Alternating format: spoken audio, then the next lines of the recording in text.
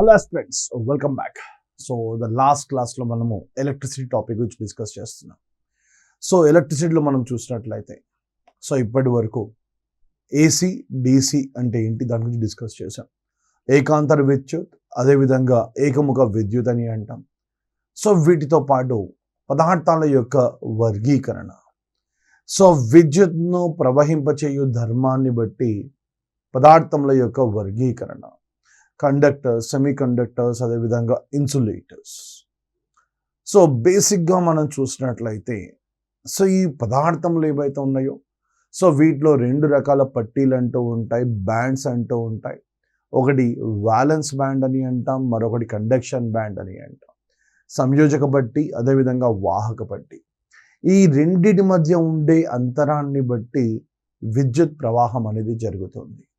ఎలక్ట్రాన్లు అనేవి ఒక పట్టీ నుంచి మరొక పట్టీకి బదిలీ అయినప్పుడు విద్యుత్ ప్రవాహం అనేది జరుగుతుంది. విద్యుత్ వాహకాలలో ఈ పట్టీలు రెండు కూడా, అంటే వ్యాలెన్స్ బ్యాండ్, కండక్షన్ బ్యాండ్, సంయోజక బట్టి, వాహక బట్టి రెండు కూడా అంతర్లీనం అయి ఉండడం మూలంగా, కంబైన్డ్ అయి ఉండడం మూలంగా ఎక్కువ శక్తి అనేది అవసరం లేకుండా విద్యుత్ ప్రసారం అనేది జరుగుతుంది. కానీ అర్ధవాహకాల్లో మనం చూసినట్లయితే అర్ధవాహకాల్లో there in that particular case ఆ శక్తి అంతరం ఏతుందో ఆ శక్తి అంతరంని దాటడానికి ఎలక్ట్రాన్ల కొద్దిగా శక్తి అనేది అవసరము. కానీ విద్యుత్ బంధకాల్లో మనం చూసినట్లయితే, ఇన్సులేటర్స్లో చూసినట్లయితే ఆ శక్తి అంతరము, ఫర్బిడెన్ గ్యాప్ ఏదైతుందో, నిషిద్ధ పట్టి అనేది చాలా చాలా ఎక్కువగా ఉంటుంది. కాబట్టి ఎలక్ట్రాన్లు అనేవి ఎప్పుడూ కూడా సంయోజక పట్టి వదిలి వాహక పట్టీలోకి ప్రవేశించలేవు. కాబట్టి విద్యుత్ ప్రవాహం అనేది జరగదు అని చెప్తాము, రైట్? ఇది ద క్లాసిఫికేషన్ ఆఫ్ మెటీరియల్స్ అని అంటాం. Then moving on to the next topic. మరి నెక్స్ట్ టాపిక్ ఏంటి అని అన్నప్పుడు, విద్యుత్ టాపిక్లో, ఎలక్ట్రిసిటీలో the most important topic Ohm's law అని అంటాం, ఓం నియమము అని అంటాం. ఓం నియమము. మరి ఓం నియమము ఏం చెప్తుంది? వాట్ ఈస్ ఓమ్స్ లా అని అంటే, ఎట్ కాన్స్టెంట్ టెంపరేచర్, స్థిర ఉష్ణోగ్రత వద్ద, కాన్స్టెంట్ టెంపరేచర్ వద్ద, at constant temperature. The amount of current in any circuit is directly proportional to, right? The amount of current in any circuit is directly proportional to the applied potential అని అంటాం, applied potential. విద్యుత్ వలయం స్థిర ఉష్ణోగ్రత వద్ద, ఈ condition అనేది very very important. ఉష్ణోగ్రత అనేది స్థిరంగా ఉండాలి. స్థిర ఉష్ణోగ్రత వద్ద ఏదైనా ఒక వలయంలో ప్రవహిస్తున్న విద్యుత్ అనున్నది, స్థిర ఉష్ణోగ్రత వద్ద ఏదైనా ఒక వలయంలో ప్రవహిస్తున్న విద్యుత్ అనున్నది ఆ వలయం యొక్క చివరల మధ్య ఉన్న పొటెన్షియల్ భేదానికి అనులోమానుపాతంలో ఉంటుంది. వలయంలో ప్రవహిస్తున్న విద్యుత్ మరియు పొటెన్షియల్ భేదము, ఈ రెండు కూడా అనులోమానుపాతంలో ఉంటాయి. ఎక్కడ? స్థిర ఉష్ణోగ్రత వద్ద. ఇక్కడ ఫస్ట్ అండ్ ఫార్మోస్ట్ థింగ్, మనము వోల్టేజ్ అని అంటున్నాము, కరెంట్ అని అంటున్నాము. మరి ఈ రెండింటి యొక్క రిలేషన్ అనేది ఎలా ఉంటుంది? సాధారణంగా మనము అనేక సందర్భాల్లో మనం చెప్తా ఉంటాం, అనేక సందర్భాలు వింటూ ఉంటాము. మా ఇంట్లో టీవీ కాలిపోయింది అని అంటాం. మరి ఎందుకు కాలిపోయింది అని అన్నప్పుడు హై వోల్టేజ్ అని చెప్తా ఉంటాం. కానీ ఎప్పుడూ కూడా హై కరెంట్ వలన టీవీ కాలిపోయింది అనే పదాన్ని మనం ఎప్పుడూ చెప్పము, ఆ పదాన్ని ఎప్పుడూ కూడా ఉపయోగించము. అలాగే టీవీ సరిగా రావట్లేదు, ట్యూబ్లైట్లు సరిగ్గా వెలగట్లేదు. ఎందుకు సరిగ్గా వెలగట్లేదు? లో వోల్టేజ్ అంటాం. మోటార్ వేసాం, కానీ మోటార్ అనేది ఆ నీళ్లను పైకి లిఫ్ట్ చేయట్లేదు. ఎందుకు? లో వోల్టేజ్ అంటాం. అంటే లో వోల్టేజ్ వలన ఫ్యాన్ కానివ్వండి, ట్యూబ్లైట్లు కానివ్వండి సరిగ్గా పనిచేయవు. హై వోల్టేజ్ వలన టీవీ కాలిపోవచ్చు, ఫ్రిడ్జ్ కాలిపోవచ్చు. కానీ ఎక్కడా కూడా లో కరెంట్ అనే పదం ఉపయోగించడం లేదు. అదేవిధంగా లో వోల్టేజ్ అనే పదం, లో కరెంట్ కానివ్వండి, హై కరెంట్ అనే పదాన్ని కానీ ఎక్కడా కూడా ఉపయోగించడం లేదు.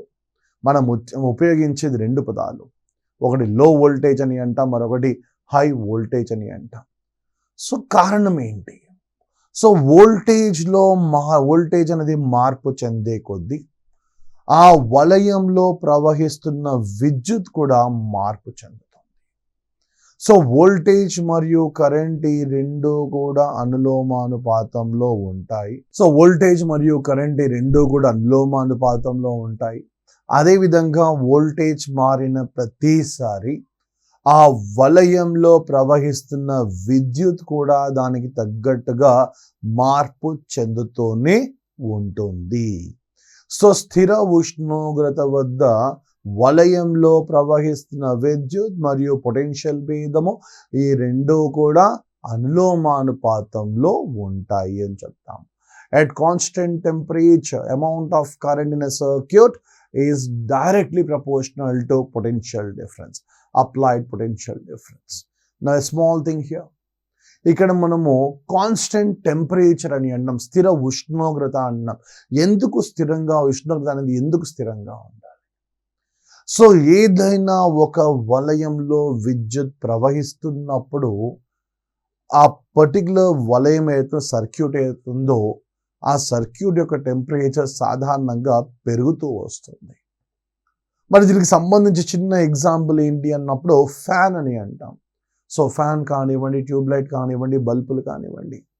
ఫ్యాన్ ఒక గంట సేపటి నుంచి ఫ్యాన్ తిరుగుతూనే ఉంది. ఫ్యాన్ ఆఫ్ చేసి మనము ఫ్యాన్ యొక్క బేస్ని మనం టచ్ చేసి చూస్తే చాలా వేడిగా ఉంటుంది.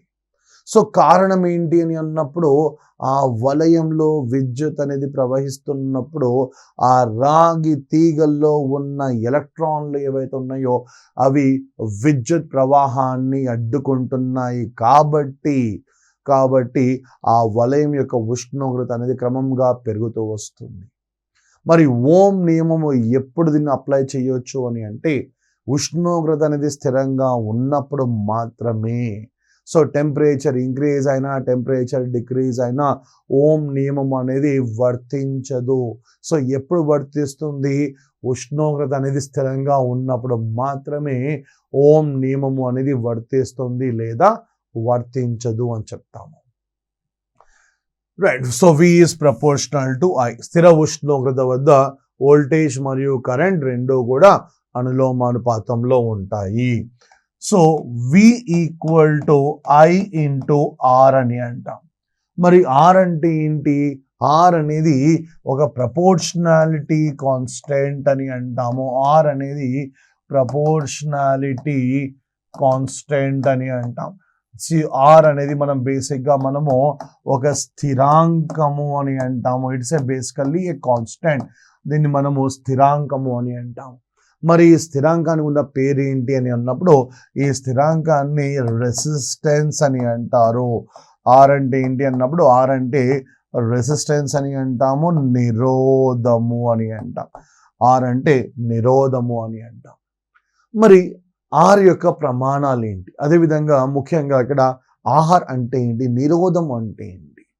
సో ఏదైనా ఒక పదార్థము ద్వారా ఎలక్ట్రాన్లు అనేవి ప్రవహిస్తున్నప్పుడు ఆ ఎలక్ట్రాన్ల ప్రవాహాన్ని నిరోధించే సామర్థ్యం ఏదైతుందో దాన్ని మనము నిరోధము అని అంటాము. సో సింపుల్గా చెప్పినప్పుడు ability to block the flow of electrons. So ఏదైనా ఒక పదార్థము ద్వారా ఎలక్ట్రాన్లు ప్రవహిస్తున్నప్పుడు ఆ ఎలక్ట్రాన్ల ప్రవాహాన్ని అడ్డుకునే సామర్థ్యం ఏదైతుందో దాన్ని మనము నిరోధము అని అంటాము, రెసిస్టెన్స్ అంటాం. Ability to block the flow of electrons, that is known as resistance. మరి రెసిస్టెన్స్ యొక్క నిరోధం యొక్క ప్రమాణం ఏంటి అని అన్నప్పుడు నిరోధం యొక్క ప్రమాణము ఓం అని అంటాము. నిరోధం యొక్క ప్రమాణం ఏంటి అని అన్నప్పుడు ఓం అని అంటాం. సో ప్రతి ఒక్క పదార్థం యొక్క నిరోధం అనేది ఖచ్చితంగా మారుతూనే ఉంటుంది. సో మనం ఉపయోగిస్తున్న పదార్థాలు ఏవైతే ఉన్నాయో సో వాటన్నిటిలో మనం చూసినట్లయితే సిల్వర్ దీని యొక్క నిరోధము అనేది చాలా తక్కువ అని చెప్తాం. వేటితో కంపేర్ చేసినప్పుడు రాగితో కంపేర్ చేసినా లేదా అల్యూమినియంతో కంపేర్ చేసినా సిల్వర్ యొక్క నిరోధము అనేది తక్కువ, కానీ సిల్వర్ యొక్క కాస్ట్ అనేది ఎక్కువ. అదేవిధంగా సిల్వర్ గాలిలో ఉన్న సల్ఫర్తో రియాక్ట్ అవుతుంది, చర్యను జరుపుతుంది. కాబట్టి సిల్వర్ను మనం ఎక్కడా కూడా విద్యుత్ వాహక పదార్థంగా ఉపయోగించాము. సో దైనిక జీవితంలో మనం ఉపయోగించేది ఏది? ఒకటి రాగిని ఉపయోగిస్తాము, మరొకటి అల్యూమినియంను మనము విద్యుత్ వాహక పదార్థాలలో ఉపయోగించడం జరుగుతుంది అని చెప్తాము. సో ఇక్కడ ఆర్ అంటే ఏమన్నాము? ఆర్ అంటే నిరోధము అని అన్నాము, రెసిస్టెన్స్ అని అన్నాము. At the same time so ఏ పదార్థాలు అయితే ఓం నియమాన్ని పాటిస్తాయో, సో ఓం నియమాన్ని పాటించే పదార్థాలను మనము ఓమిక్ కండక్టర్స్ అని అంటాము. The materials which follow Ohm's law, they are known as ohmic conductors. ఓమీయ పదార్థాలు అని అంటాము, ఓమీయ పదార్థాలు, ఓమిక్ మెటీరియల్స్ అని అంటాము. So the materials which follow Ohm's law, they are known as ohmic materials. ఓమీయ పదార్థాలు అని అంటాము. మరి ఓమీయ పదార్థాలకు ఉదాహరణ ఏంటి అని అన్నప్పుడు, సో లోహాలు అన్నీ కూడా, మెటల్స్ అన్నీ కూడా, ఆల్ ది మెటల్స్, సో లోహాలన్నీ కూడా ఓమీయ పదార్థాలు అని పిలుస్తాము. సో అదే విధంగా మనం చూసినట్లయితే నాన్ ఓమిక్ మెటీరియల్స్ అంటే ఏంటి? సో ఏ పదార్థాలు అయితే ఓం నియమాన్ని పాటించవో, so which follow Ohm's law, Ohm నియమాన్ని పాటించే వాటిని ఓమీయ పదార్థాలు అని అంటాము. అదేవిధంగా ఓం నియమాన్ని పాటించని పదార్థాలు ఏవైతే ఉన్నాయో, ఓం నియమాన్ని పాటించని పదార్థాలు, ఓం నియమాన్ని పాటించని పదార్థాలు ఏవైతే ఉన్నాయో, సో వీటిని అఓమీయ పదార్థాలు అని అంటారు. వీటిని అఓమీయ పదార్థాలు అని అంటాం. అఓమీయ పదార్థాలు అంటే ఏంటి? Non ohmic materials. The materials which do not follow Ohm's law, వాటిని ఏమంటాము? అఓమీయ పదార్థాలు అని అంటాం, నాన్ ఓమిక్ మెటీరియల్స్ అని అంటాం. మరి ఈ నాన్ ఓమిక్ మెటీరియల్స్కి ఉదాహరణ ఏంటి అని అన్నప్పుడు, నాన్ ఓమిక్ మెటీరియల్స్ సాధారణంగా ఈ మైక్రో ప్రాసెసర్లు కానివ్వండి, లేదా అర్ధవాహకాలు అయినటువంటి సెమీ కండక్టర్స్ కావచ్చు, సో మైక్రో ప్రాసెసర్స్ కావచ్చు, కంప్యూటర్ చిప్స్ కావచ్చు, ఇంటిగ్రేటెడ్ సర్క్యూట్స్ కానివ్వండి, ఐసీస్ అని అంటాము. సో ఇవన్నీ కూడా అఓమీయ పదార్థాలు, నాన్ ఓమిక్ మెటీరియల్స్ అని అంటాం. మరి వీటి యొక్క గ్రాఫ్ అనేది ఎలా ఉంటుంది అని అన్నప్పుడు, సో ఎప్పుడైతే మనం ఓమీయ పదార్థాలు అని అంటున్నామో, సో వీటికి సంబంధించిన గ్రాఫ్ అనేది ఎలా ఉంటుంది?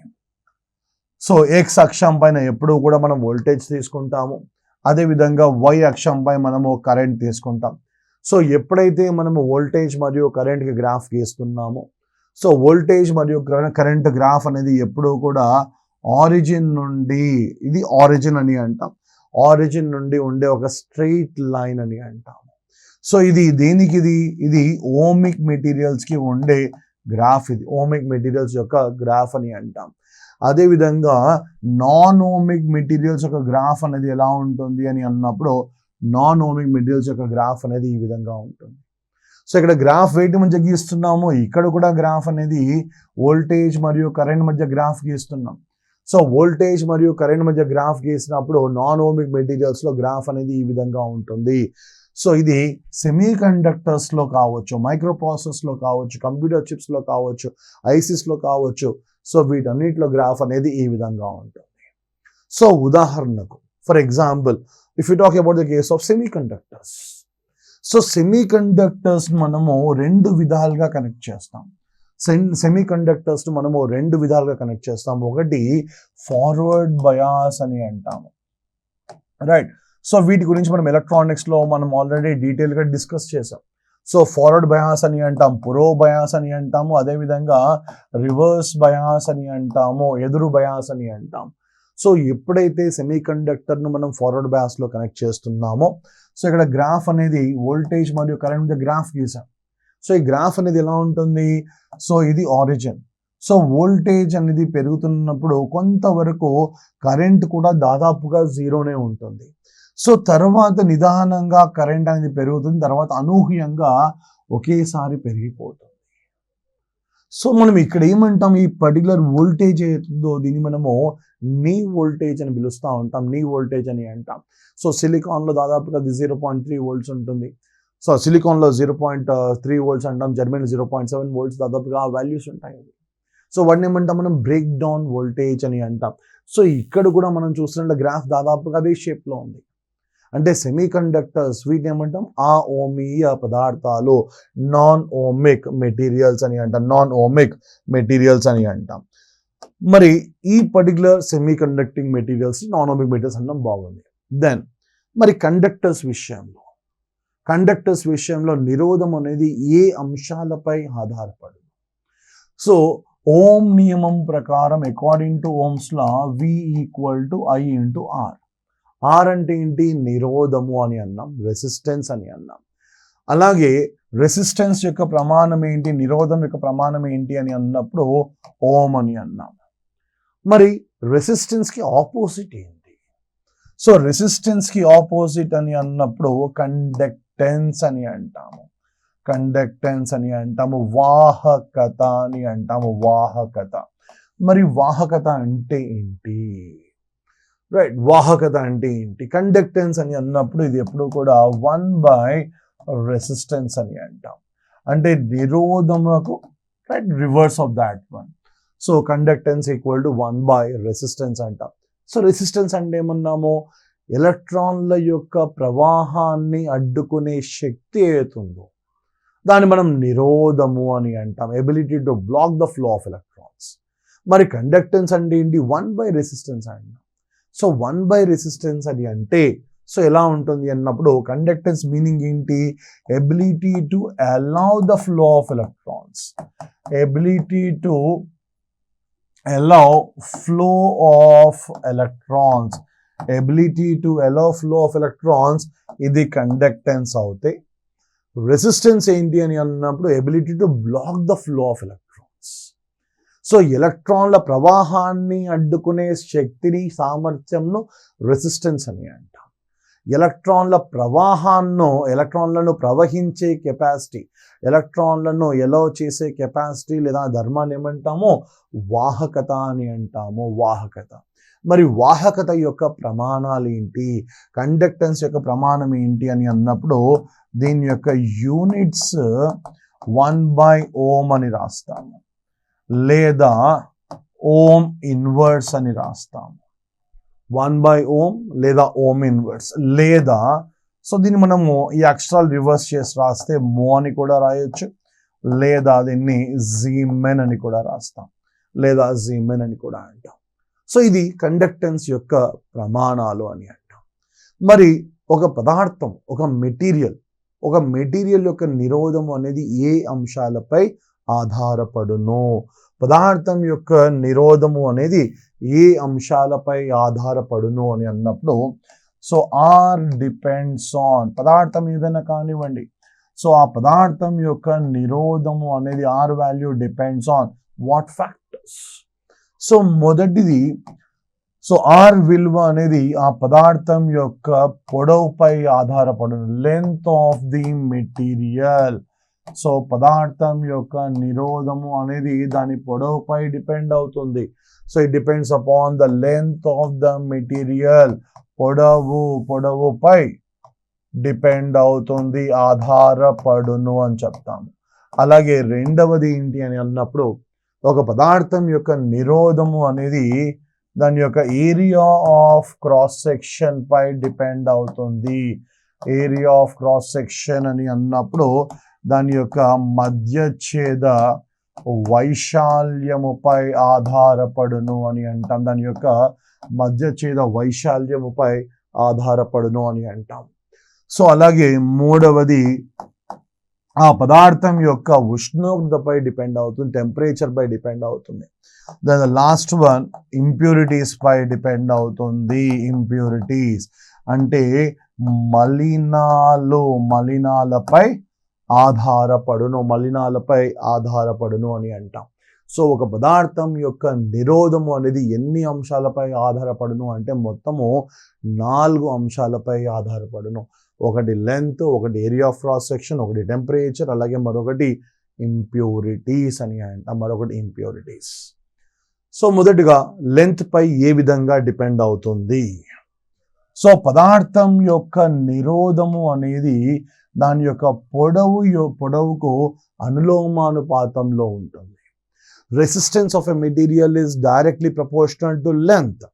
అంటే ఇక్కడ లెంత్ అనేది పెరిగే కొద్దీ, పొడవు అనేది పెరిగే కొద్దీ నిరోధం అనేది పెరుగుతుంది. అలాగే పొడవు తగ్గే కొద్దీ నిరోధం అనేది తగ్గుతుంది అని అంటాము. సో పొడవు ఎంత ఎక్కువగా ఉంటే నిరోధం అంత ఎక్కువగా ఉంటుంది. పొడవు అనేది ఎంత తక్కువగా ఉంటే నిరోధం అనేది అంత తక్కువగా ఉంటుంది. సో ఇక్కడ మనం ఒకటి గమనించాలి. సో పొడవు ఎక్కువగా ఉన్నప్పుడు నిరోధం అనేది ఎక్కువగా ఉంది అంటాం. మరి నిరోధం ఎక్కువగా ఉంది అంటే ఎలక్ట్రాన్లు ఎక్కువగా ప్రవహిస్తున్నాయా, తక్కువగా ప్రవహిస్తున్నాయా? అంటే వాహకత అనేది, కండక్టెన్స్ అనేది ఎలా ఉంది? సో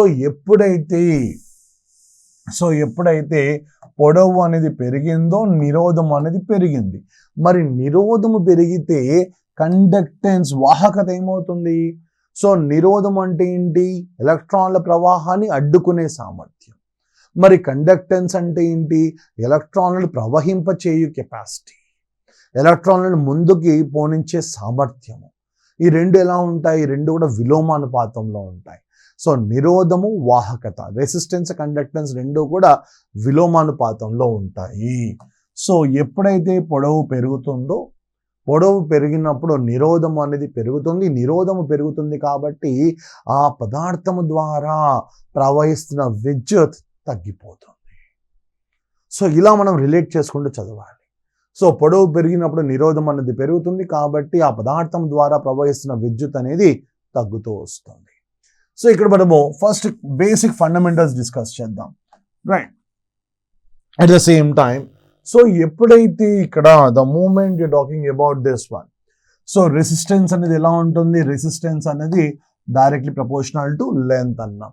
పొడవు, నిరోధము రెండు కూడా అనులోమానుపాతంలో ఉన్నాయి. నెక్స్ట్ వన్ ఏంటి? పొడవు మరియు మధ్యఛేద వైశాల్యం,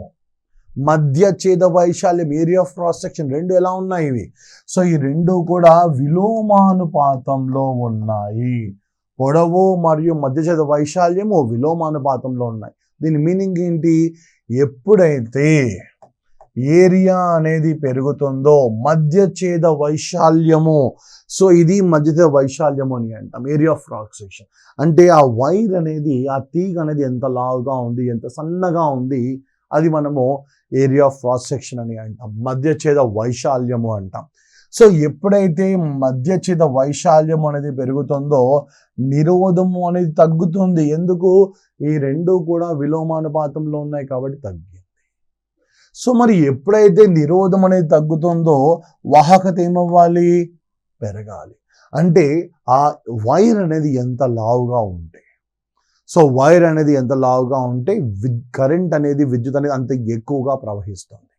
అంతేకాకుండా వైర్ సన్నగా ఉంది. మన ఉదాహరణకు మనము డెకరేషన్ బల్బులు అంటాం, దీవాళి టైంలో మనం ఉపయోగిస్తూ ఉన్న డెకరేషన్ బల్బులు ఉంటాయి. సో ఆ పైన ఉన్న రబ్బర్ మనం తీసేస్తే లోపల ఒకటే ఒక తీగ ఉంటుంది. అంటే దాని యొక్క మధ్యఛేద వైశాల్యం అనేది చాలా తక్కువగా ఉంది. సో ఎప్పుడైతే మధ్యఛేద వైశాల్యం అనేది తక్కువగా ఉంటుందో అంటే ఏరియా తగ్గింది. ఏరియా తగ్గినప్పుడు నిరోధం ఏమవ్వాలి? పెరగాలి. సో ఎప్పుడైతే నిరోధము అనేది పెరుగుతుందో వాహకత అనేది ఏమవుతుంది? తగ్గిపోతుంది. అంటే సన్నటి తీగ ద్వారా ప్రవహిస్తున్న విద్యుత్ తక్కువగా ఉంటుంది. సో అలాగే ఆ తీగ అనేది ఎక్కువగా లావుగా ఉన్నప్పుడు, దాని యొక్క మధ్యఛేద వైశాల్యం అనేది ఎక్కువగా ఉన్నప్పుడు ఎక్కువ కరెంట్ అనేది ప్రవహిస్తుంది. కారణం ఏంటి? దాని యొక్క నిరోధం అనేది తక్కువగా ఉంటుంది. అందుకే మనం ఏదైనా సన్నటి తీగను పొరపాటున టచ్ చేసినప్పుడు మనకు తగిలే షాక్ అనేది చాలా తక్కువగా ఉంటుంది. అలా కాకుండా రెండు విద్యుత్ స్తంభాల మధ్య ఉన్న తీగలు టచ్ చేస్తే కొన్ని సందర్భాల్లో, అనేక సందర్భాల్లో అది మరణానికి కూడా దారితీస్తుంది. ఎందుకు? ఎక్కువ విద్యుత్ ప్రవహిస్తుంది కాబట్టి అది ఒక వ్యక్తి యొక్క మరణానికి కూడా దారితీస్తుంది అని చెప్తాము. మరి ఈ రెండింటిని మనం కంబైన్ చేస్తే నిరోధము అనేది రెసిస్టెన్స్ ప్రపోర్షనల్ టు L/A అని రాస్తాము. సో ఇక్కడ R equal to rho into L/A. మరి ఇక్కడ రో అంటే ఏంటి? చదివేటప్పుడు రో అని చదువుతాం, RH1 అని చదువుతాం. మరి రో అంటే ఏంటి అని అన్నప్పుడు రో అంటే స్పెసిఫిక్ రెసిస్టెన్స్ అని అంటాం. స్పెసిఫిక్ రెసిస్టెన్స్, లేదా దీన్ని మనము రెసిస్టివిటీ అని కూడా అంటారు. రెసిస్టివిటీ అని కూడా అంటారు, లేదా దీన్ని విశిష్ట నిరోధము అని అంటారు. స్పెసిఫిక్ రెసిస్టెన్స్ విశిష్ట నిరోధము లేదా నిరోధకత్వము అని అంటారు. విశిష్ట నిరోధకత్వము అని అంటారు. సో స్పెసిఫిక్ రెసిస్టెన్స్ అని అంటాం. మరి దీని యొక్క ప్రమాణాలు ఏంటి? స్పెసిఫిక్ రెసిస్టెన్స్ యొక్క ప్రమాణాలు ఏంటి అన్నప్పుడు రో ఈక్వల్ టు R ఇంటూ ఇటు తీసుకెళ్ళిపోతే A అవుతుంది, R into E divided by L. మరి R యొక్క ప్రమాణం ఏంటి? R యొక్క ప్రమాణము అంటే ఓం. మధ్యఛేద వైశాల్యం యొక్క ప్రమాణం ఏంటి? Metre square. పొడవు యొక్క ప్రమాణం ఏంటి? మీటర్. సో మీటర్ ఈ రెండు క్యాన్సిల్ అవుతాయి.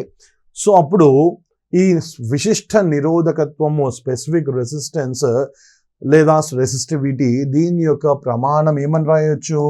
ఓం మీటర్ అని రాస్తాం. Ohm metre. అలాగే రెసిస్టివిటీకి ఆపోజిట్ కండక్టివిటీ అని అంటాము. కండక్టివిటీ. మరి కండక్టివిటీ అంటే ఏమని చెప్తాము? కండక్టివిటీ ఈక్వల్ టు 1/రెసిస్టివిటీ అని అంటాము. సో విశిష్ట నిరోధకత్వము అని అంటాం. సో విశిష్ట నిరోధకత్వము మరియు కండక్టివిటీ రెండు కూడా ఎలా ఉన్నాయి? ఈ రెండు కూడా విలోమానుపాతంలో ఉన్నాయి. సో కండక్టివిటీ అంటే ఏంటి? దీన్ని మనము వాహకత్వము అని అంటాం. రైట్, వాహకత్వం. సో వాహకత్వము మరియు నిరోధకత్వము ఈ రెండు కూడా ఎలా ఉన్నాయి? విలోమానుపాతంలో ఉన్నాయి. అంటే రెసిస్టివిటీ యొక్క ప్రమాణాలు ఓం మీటర్ అవుతే, రెసిస్టివిటీ యొక్క ప్రమాణాలు ఓం మీటర్ అయినప్పుడు కండక్టివిటీ యొక్క ప్రమాణాలు, ఇది కండక్టివిటీ యొక్క సింబల్ ఇది. సో దీని యొక్క ప్రమాణాలు ఏమవుతాయి?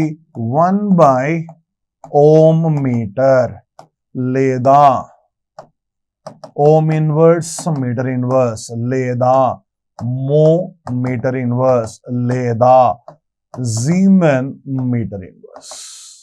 జీమెన్ మీటర్ ఇన్వర్స్. రైట్. సో ఇది రెసిస్టెన్స్ అనేది ఏ విధంగా మధ్యఛేద వైశాల్యం మరియు పొడవుపై ఆధారపడుతుంది దాని గురించి డిస్కస్ చేశాం. దెన్ మూడవ అంశం ఏంటి? సో నిరోధము అనేది, రెసిస్టెన్స్ అనేది ఉష్ణోగ్రతపై ఆధారపడును. Depends on temperature. Resistance depends on temperature. నిరోధము అనేది ఉష్ణోగ్రతపై ఆధారపడును. కానీ ఎలా? సో ఇక్కడ రెండు పదార్థాలు తీసుకుంటాం. ఒకటి విద్యుత్ వాహకములు అని అంటాము. వాహకములు, కండక్టర్స్ లో నిరోధము అనేది ఉష్ణోగ్రతపై ఏ విధంగా ఆధారపడును? అదేవిధంగా సెమీ కండక్టర్స్ అర్ధవాహకములలో నిరోధము అనేది ఉష్ణోగ్రతపై ఏ విధంగా ఆధారపడును? సో ఎప్పుడైతే మనము విద్యుత్ వాహకములు అని అంటున్నామో, సో ఈ విద్యుత్ వాహకములు, ఫర్ ఎగ్జాంపుల్ ఇది ఒక రాగి తీగ ఉంది, అల్యూమినియం కావచ్చు. సో రాగి తీగ యొక్క ఉష్ణోగ్రత అనేది పెరిగింది. సో ఎప్పుడైతే రాగి తీగ యొక్క ఉష్ణోగ్రత అనేది పెరుగుతుందో అప్పుడు ఈ రాగి తీగలో ఉన్న పరమాణువులు ఏవైతే ఉన్నాయో, లేదా వీటిలో పరమాణువులోని ఎలక్ట్రాన్స్ ఏవైతే ఉన్నాయో, ఇవి ఎక్కువ శక్తిని గ్రహిస్తాయి. సో ఎప్పుడైతే వీటి యొక్క శక్తి అనేది పెరిగిపోతుందో వీటి యొక్క వైబ్రేషన్స్ అనేవి పెరిగిపోతాయి. సో వీటి యొక్క వైబ్రేషన్స్ అనేవి పెరిగిపోవడం మూలంగా సో ఎలక్ట్రాన్ బయట నుండి, అంటే ఈ సర్క్యూట్ నుండి, బయట ఉన్న సర్క్యూట్ నుండి ఇందులోకి ప్రవేశిస్తున్న ఎలక్ట్రాన్ల యొక్క కదలిక అనేది తగ్గిపోతుంది. సో కొన్ని ఎలక్ట్రాన్స్ ఏవైతే ఉన్నాయో అవి అటు ఇటు కదలడం మూలంగా సో ఆ ఎలక్ట్రాన్ల యొక్క మూవ్మెంట్ ఏదైతుందో కంటి తగ్గుతూ వస్తుంది. అంటే ఇక్కడ the movement talking about the case of conductors. So కండక్టర్స్లో టెంపరేచర్ పెరిగే కొద్దీ, ఉష్ణోగ్రత పెరిగే కొద్దీ, విద్యుత్ వాహకములలో ఉష్ణోగ్రత అనేది పెరిగితే నిరోధము అనేది పెరుగుతుంది. కారణం ఏంటి? సో ఉష్ణోగ్రత పెరిగినప్పుడు ఆ పదార్థంలో ఉండే ఎలక్ట్రాన్ల యొక్క కంపన వైబ్రేషన్స్ అనేవి పెరిగిపోవడం మూలంగా నిరోధము అనేది పెరుగుతుంది. మరి నిరోధము పెరిగినప్పుడు కండక్టెన్స్, వాహకత అనేది ఏమవ్వాలి? ఎప్పుడైతే నిరోధము పెరుగుతుందో కండక్టెన్స్ ఆటోమేటిక్గా తగ్గిపోతుంది. అంటే విద్యుత్ వాహక పదార్థములు అయినటువంటి రాగిలో కానీ అల్యూమినియం కానీ టెంపరేచర్ పెరిగితే నిరోధము పెరుగుతుంది. దానికి తగ్గట్టుగా కండక్టెన్స్ అనేది, వాహకత అనేది తగ్గుతుంది అని చెప్తాము. అలాగే ఈ పదార్థములలో ఉష్ణోగ్రత అనేది తగ్గితే నిరోధము అనేది తగ్గుతుంది. నిరోధం తగ్గింది కాబట్టి కండక్టెన్స్ అనేది పెరుగుతుంది. అంటే విద్యుత్ వాహక పదార్థాలు ఏవైతే ఉన్నాయో సాధారణ గది ఉష్ణోగ్రత వద్ద మంచి వాహకాల వలె ప్రవర్తిస్తాయి. ఒకవేళ ఉష్ణోగ్రత అనేది పెరిగితే నిరోధము పెరిగి వాహకత అనేది తగ్గుతుంది అని చెప్తాము. మరి అర్ధవాహకాల్లో పరిస్థితి ఏంటి? సో అర్ధవాహకాలు అంటే ఏంటి? ఏ పదార్థములలో అయితే సంయోజక పట్టి మరియు వాహక పట్టి రెండింటి మధ్య ఉండే అంతరము అంటే నిషిద్ధ పట్టి, ఫర్బిడన్ గ్యాప్ తక్కువగా ఉంటుందో వీటిని మనము అర్ధవాహకములు అని అంటాం. ఇది వ్యాలెన్స్ బ్యాండ్, ఇది కండక్షన్ బ్యాండ్. సో వ్యాలెన్స్ బ్యాండ్లో ఎలక్ట్రాన్లు అనేవి ఎప్పుడు కూడా వ్యాలెన్స్ బ్యాండ్లోనే ఉంటాయి. కండక్షన్ బ్యాండ్ ఎలక్ట్రాన్ల సంఖ్య ఎంత? ఎప్పుడు కూడా 0. సో ఎప్పుడైతే ఈ పదార్థముల యొక్క ఉష్ణోగ్రత అనేది పెరుగుతుందో, సో ఉష్ణోగ్రత అనేది పెరిగిన వెంటనే ఈ సంయోజక పట్టీలో ఉన్న ఎలక్ట్రాన్లన్నీ కూడా వాహక పట్టీలోకి బదిలీ అవుతాయి. ఎప్పుడు? ఉష్ణోగ్రత పెరిగింది. సో ఉష్ణోగ్రత అనేది పెరగగానే సంయోజక పట్టీలో ఉన్న ఎలక్ట్రాన్ల యొక్క శక్తి అనేది పెరుగుతుంది. సో ఎలక్ట్రాన్ల యొక్క శక్తి పెరగగానే ఇవి సంయోజక పట్టీ నుండి వాహక పట్టీలోకి బదిలీ అవుతాయి. సో దీని మూలంగా నిరోధం ఏమవుతుంది? రెసిస్టెన్స్ అనేది తగ్గింది. సో రెసిస్టెన్స్ అనేది తగ్గుతుంది కాబట్టి కండక్టెన్స్, వాహకత ఏమవుతుంది? పెరుగుతుంది. అంటే అర్ధవాహకాల్లో ఉష్ణోగ్రత పెరిగితే వాహకత పెరిగింది. కానీ వాహకములలో చూసినట్లయితే, కండక్టర్స్లో మనం చూసినట్లయితే ఉష్ణోగ్రత అనేది పెరిగినప్పుడు కండక్టెన్స్ అనేది తగ్గుతుంది. కంప్లీట్ ఆపోజిట్ ఇక్కడ. అలాగే అర్ధవాహకములలో ఉష్ణోగ్రత తగ్గినప్పుడు నిరోధము అనేది పెరుగుతుంది. ఎందుకు? ఈ సంయోజక పట్టీలో ఉన్న ఎలక్ట్రాన్లు పై స్థాయికి వెళ్ళలేక నిరోధం అనేది పెరిగిపోతుంది. సో నిరోధము పెరిగినప్పుడు వాహకత ఏమవ్వాలి? తగ్గాలి. అంటే విద్యుత్ వాహకములలో అదేవిధంగా అర్ధవాహకములలో సో ఉష్ణోగ్రత ప్రభావం అనేది విపరీతంగా ఉంటుంది, ఆపోజిట్గా ఉంటుంది కంప్లీట్గా. సో చివరిగా మలినాలు అని అంటున్నాం. సో నిరోధము 4 అంశాలపై ఆధారపడను. 1 పొడవు, 2వది మధ్యఛిద వైశాల్యము, 3వది ఉష్ణోగ్రత, 4వది మలినాలు. సో మలినాలు ఎంత ఎక్కువగా ఉంటే వాహకత అంత తక్కువగా ఉంటుంది. మలినాలు తక్కువగా ఉంటే నిరోధము కూడా తక్కువ కాబట్టి వాహకత అనేది ఎక్కువగా ఉంటుంది. ఇంప్యూరిటీస్ ఎక్కువగా ఉన్నాయి, రెసిస్టెన్స్ ఎక్కువ అవుతుంది. రెసిస్టెన్స్ ఎక్కువ, కండక్టెన్స్ ఏమవ్వాలి? తగ్గిపోవాలి.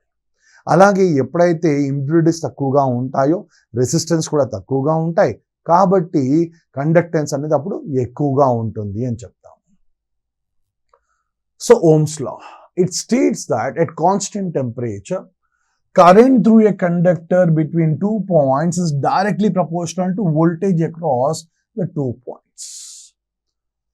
సో స్థిర ఉష్ణోగ్రత వద్ద వాహకం ద్వారా ప్రయాణించే విద్యుత్ ప్రవాహం అనేది చివరల మధ్య పొటెన్షియల్ భేదానికి అనులోమానుపాతంలో ఉంటుంది. సో కరెంట్, పొటెన్షియల్ డిఫరెన్స్ రెండు కూడా డైరెక్ట్లీ ప్రపోర్షనల్, అనులోమానుపాతంలో ఉంటాయి. I is proportional to V లేదా I equal to V by R. So ఇక్కడ ఆర్ అంటే ఏంటి? రెసిస్టెన్స్ అని అంటాం, నిరోధము అంటాం. దాని యొక్క ప్రమాణం ఏంటి? ఓం అని అంటాము. So if V is the potential difference applied across the ends of a conductor through which current I flows, then according to Ohm's law, V is proportional to I, లేదా V equal to IR, లేదా I equal to V by R. So ఇక్కడ R అంటే ఏంటి? Resistance అని అంటాం, నిరోధము, ఏదైనా ఒక ఉష్ణోగ్రత వద్ద నిరోధము అని అంటాం. So current is inversely proportional to the resistance, V equal to I into R. దీని ప్రకారం ఏమని రాయొచ్చు? I equal to V by R అని రాయొచ్చు. సో దీని ప్రకారము నిరోధము మరియు కరెంట్, రెసిస్టెన్స్ మరియు కరెంట్ ఎలా ఉన్నాయి? విలోమానుపాతంలో ఉన్నాయి. సో ఉదాహరణకు ఇఫ్ రెసిస్టెన్స్ ఇస్ డబుల్డ్, అంటే నిరోధము అనేది ఒకవేళ రెండింతలు అవుతే, సో అప్పుడు ఏమని రాస్తాం మనము? V బై 2 ఇంటూ R అని రాస్తాం. దీన్ని ఏమని రాయొచ్చు? 1/2 ఇంటూ V బై R అని కూడా రాయొచ్చు. అంటే ఒకవేళ నిరోధము అనేది రెండింతలు అవుతే కరెంట్ ఏమవుతుంది? సగం అవుతుంది. So if resistance is doubled then current gets half. So నిరోధం అనేది రెండింతలు అయినప్పుడు ఆ వలయంలో ప్రవహించే విద్యుత్ సగానికి తగ్గిపోతుంది. The materials which obey Ohm's law they are known as ohmic conductors. ఏ పదార్థాలు అయితే ఓం నియమాన్ని పాటిస్తాయో వాటిని ఓమీయ పదార్థాలు అని అంటాము.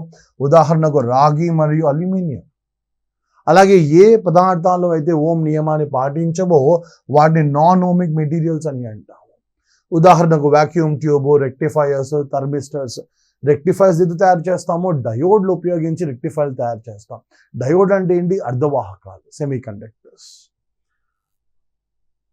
రైట్. సో ఓమీయ పదార్థాల గ్రాఫ్ ఎలా ఉంటుంది? ఈ విధంగా ఉంటుంది. అలాగే ఆ ఓమీయ పదార్థాల గ్రాఫ్ ఎలా ఉంటుంది? ఈ విధంగా ఉంటుంది. అంటే వీటికి V ఈక్వల్ టు IR అనేది వర్తిస్తుంది, ఇక్కడ V ఈక్వల్ టు IR అనేది వర్తించదు అని అంటాం. మరి రెసిస్టెన్స్ అంటే ఏంటి? The property of a conductor by which it opposes the flow of charges. ఆవేశముల యొక్క కదలికను, ఆవేశముల యొక్క ప్రవాహాన్ని అడ్డుకునే సామర్థ్యంను మనము నిరోధము అని అంటాం. దానికి ప్రమాణం ఏంటి? ఓం అని అంటాం. అలాగే రెసిస్టెన్స్ అనేది ఎప్పుడూ కూడా అదిశ రాశి, ఒక స్కేలార్ క్వాంటిటీ అని అంటాం. అదిశ రాశి అంటాం, స్కేలార్ క్వాంటిటీ. మరి ఒక పదార్థం యొక్క నిరోధం అనేది ఏ అంశాలపై ఆధారపడును? Resistance of a conductor is directly proportional to length and inversely proportional to area of cross section. So అది వాహకం యొక్క పొడవు, వాహకం యొక్క మధ్యఛేద వైశాల్యముపై ఆధారపడును. సో పొడవుకి అనులోమానుపాతంలో, మధ్యఛేద వైశాల్యానికి విలోమానుపాతంలో ఉంటుంది. అలాగే ఉష్ణోగ్రతపై ఆధారపడును, మలినాలపై ఆధారపడును అంటాం. Temperature and the nature of the conducting material. మరి స్పెసిఫిక్ రెసిస్టెన్స్ అంటే ఏంటి? విశిష్ట నిరోధము అంటే ఏంటి? The resistance of a conductor per unit length and unit area of cross section. So ప్రమాణ పొడవు మరియు ప్రమాణ మధ్యఛేద వైశాల్యము కలిగించే నిరోధం ఏదైతుందో దాన్ని మనము విశిష్ట నిరోధము అని అంటాము. దాని యొక్క ప్రమాణం ఏంటి? Ohm metre. Ohm metre. Then conductance. Conductance అంటే ఏంటి? వాహకత. The reciprocal of resistance is known as conductance. So వాహకత ఈక్వల్ టు 1 బై నిరోధము అని అంటాం. వాహకత ఈక్వల్ టు 1 బై నిరోధము. సో ఈ ప్రమాణాలు ఏంటి? ఓమ్ ఇన్వర్స్ లేదా మో లేదా జీమెన్. ఇది కూడా ఒక అదిశ రాశి అని అంటాం, స్కేలార్ క్వాంటిటీ అని అంటాం, scalar quantity. Then conductivity, the reciprocal of resistivity. విశిష్ట నిరోధం యొక్క రివర్స్ ని మనం, ఇన్వర్స్ ని మనము కండక్టివిటీ అని అంటాము, వాహకత్వము అంటాం. దీని యొక్క ప్రమాణాలు ఓమ్ ఇన్వర్స్, మీటర్ ఇన్వర్స్ లేదా మో మీటర్ ఇన్వర్స్ లేదా జీమెన్ మీటర్ ఇన్వర్స్ అని అంటాం. సో ఇది Ohm's law. At the same time నిరోధం అనేది ఏ అంశాలపై డిపెండ్ అవుతుంది. సో నెక్స్ట్ క్లాస్లో, నెక్స్ట్ వీడియోలో మనము రెసిస్టర్స్ని శ్రేణిలో కలిపినప్పుడు, రెసిస్టర్స్ని సమాంతరంగా కలిపినప్పుడు ఫలిత నిరోధం అనేది ఎలా ఉంటుంది, అది దేనిపై డిపెండ్ అవుతుంది చూద్దాం. Thank you.